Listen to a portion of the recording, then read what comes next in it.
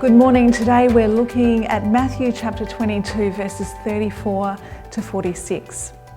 When we entered this second lockdown period, on the very first night of the 8 p.m. curfew, I was sitting on the couch. We live on High Street and we have double glazing because usually the noise from the traffic is terrible. But on that night, and actually before the curfew deadline hit, the sound of the traffic started to peter out. And just before 8 p.m, this absolute silence fell. And it was strange, but it was good. And I remember thinking to myself, what will I do with it? There was this sense that the silence was a gift. This passage that we're looking at today begins with silence. The Sadducees were silent because Jesus had answered their question. They'd asked a question designed to trip him up, and he'd responded in such a remarkable way that they had nothing to say. And into that silence came the Pharisees, and they asked another question designed to trip Jesus up. The Pharisees asked Jesus an old question, and Jesus gave an old answer. The goal of the Pharisees was to obey all of the commandments, all 613 commandments in the Old Testament. They wanted to know them and they wanted to obey them. And as I've already said, the questions that the Pharisees asked that day was an old question. It was a practiced question, one that they would have spent time discussing with one another and debating. In all of the complexity of the Jewish law, there was something within them that longed for simplicity. And I don't know about you, but with all of the complexity that we're facing in these days, in my spiritual life, I long for that kind of simplicity too. God, give me a vivid and memorable summary of what living as a disciple of Jesus will look like. Give me truth in a nutshell. So here's the question that the Pharisees asked. Teacher, of all of the 613 rules and regulations of the Old Testament, which is the greatest? And while their motives were questionable, the question that they asked was a good one. Throughout Matthew's Gospel, we find great respect for tradition. Matthew depicts Jesus as the one who comes to fulfill the law, not to overthrow it. Jesus knows and loves the Torah and quotes from it freely throughout Matthew. And in this instance, he draws upon his knowledge of the Torah to answer the Pharisees' question, what is the greatest commandment? From Deuteronomy 6:5, he says, love the Lord your God with all your heart and with all of your soul and with all your mind. But he doesn't stop there. He goes on to add a second commandment, again from the Torah, Leviticus chapter 19, verse 18, which says, do not seek revenge or bear a grudge, but love your neighbour as yourself. I am the Lord. It's a traditional answer to a traditional question, historic wisdom of the faith that nothing is more important than loving God and neighbour. And for the Pharisees, it was a truth that was already known. In their debating, they had probably already come up with this answer themselves. There was no sense on this day that Jesus was flooring them with his answer. And for many of us, it's a truth that we already know, a question and answer that we were taught as children. And then Jesus asks the Pharisees a question. What do you think of the Messiah? Whose son is he? And the Pharisees gave an old answer. They knew the Old Testament too, and so they replied, the son of David.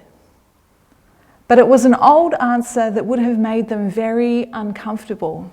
I suspect that they probably mumbled or whispered it under their breath, because just a few days before, Jesus had entered Jerusalem riding on a donkey. And the Pharisees had heard the crowd crying out, "Hosanna to the Son of David.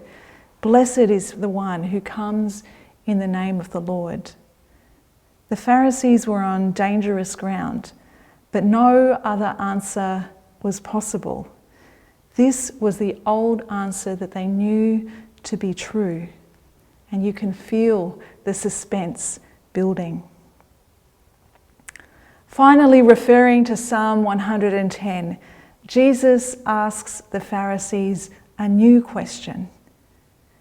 If David calls Messiah Lord, how can the Messiah be David's son? And with this riddle, Jesus interrupts the Pharisees' nice, neat theology. Their old answers are not enough. Something new is happening, something that can't be contained by their old frameworks. Jesus was saying to the Pharisees, right here, right now, right in front of you is the new answer, the answer that you dare not give. And so there's silence, and in the silence, the penny drops. The riddle cannot be solved except by recognizing and following Jesus. And in the silence, the implications become clear. We are not the final authority. Somebody else is Lord. And in the silence, the plotting begins, and they plan to kill Jesus. The question for us is this: what are we going to do when so much of what we thought that we knew is stripped away? What are we going to do with the silence? The Pharisees were living in a time of transition, and so are we. The world seems to be in transition everywhere we look, politically, culturally, environmentally, moving towards something new and at times frightening. And in times like these, the great temptation is to be like the Pharisees, to put all of our hope in our watertight theologies instead of in the one who's standing right in front of us. As followers of Jesus, we don't have to respond to these unsettling times by nagling down our answers. We are a threshold people. We're not bound by the old, and we're not even bound by the new. We're bound to Christ, who is making all things new. Perhaps it's time to ask ourselves an old question. What is the greatest commandment? And hear the same old answer, but hear it from the mouth of Jesus. Love the Lord, your God, with all your heart and with all your soul and with all your mind. Do not seek revenge or bear a grudge, but love your neighbour as yourself. I am the Lord.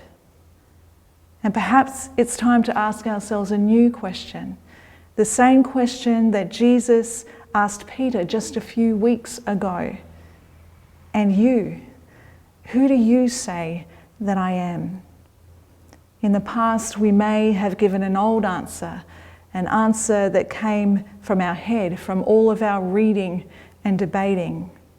But today, maybe after some silence, we will be ready to give a new answer. You are the Messiah, the Son of the living God, and I will love you with all of my heart and with all of my soul and with all of my mind. Amen.